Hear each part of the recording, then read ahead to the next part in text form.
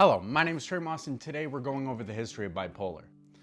This shit started all the way back in 460 BC. The first person to identify the distinct moods of melancholy and mania was a Greek man named Hippocrates.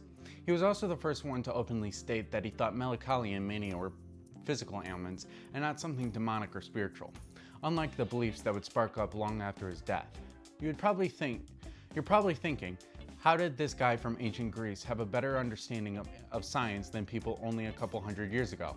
Well, because he really didn't. He believed in bio, and people that believed in bio thought that yellow stood for mania and insanity, and black was for depression and like sadness and everything that went for that.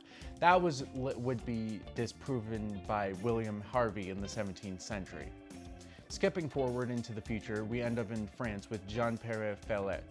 He published detailed descriptions of the alternating mania and depression in 1851 and 1854, establishing the foundation for modern bipolar, or what he called at the time folie séculaire.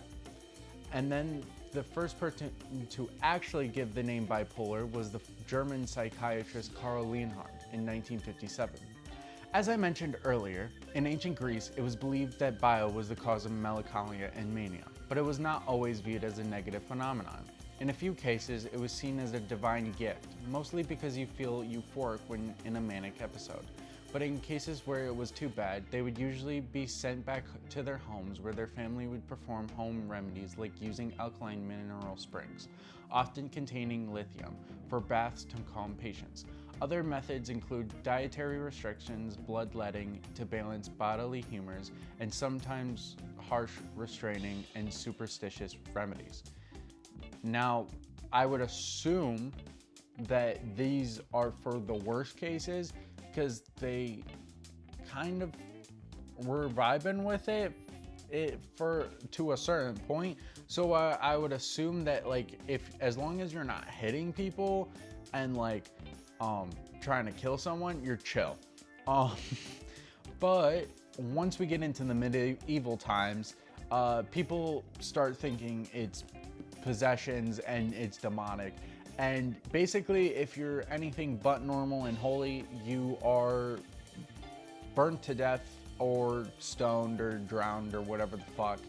You're just killed or put in a dungeon, in a gross dark dungeon where you have no rights. In the 17th century, they stopped thinking that it was demons or devils, but that doesn't mean they weren't doing fucked up shit.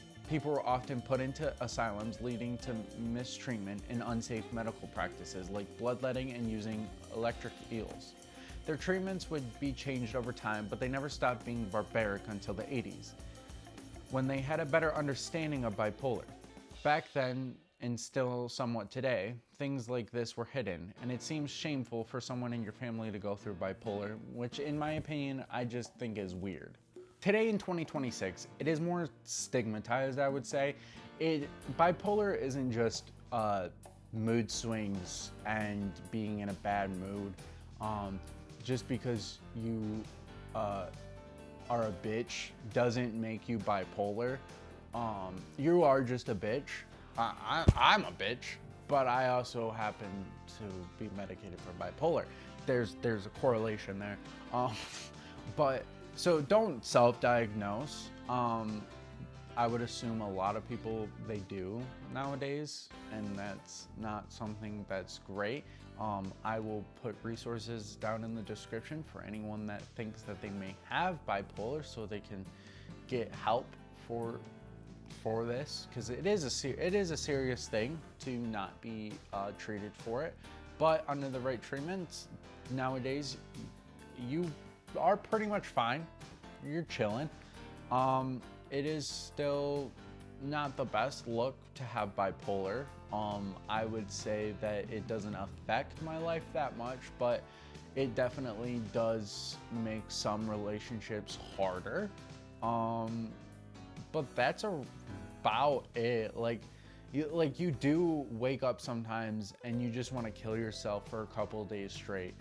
But I feel like that is a lot of mental disorders and not just bipolar. So you're kind of just one of the gang. I had a bunch more written down about this, about like medications and whatnot, but I don't think really anyone cares about that. Yeah, with any medication, if you don't take it, the side effects suck. Starting it, you feel like shit. Honestly, you kind of feel like shit the whole time. So I guess it does affect your life because you do feel like shit. But it's better than you being dead, I guess, and wanting to be dead.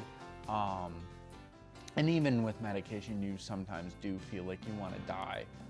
But it's all right because then you have a like a blinkle of a manic episode, and then you get shit done for the whole week, and you do your laundry, and you make a couple of you write shit down, you make notes, you make plans, you talk to some people that you haven't talked to in a while.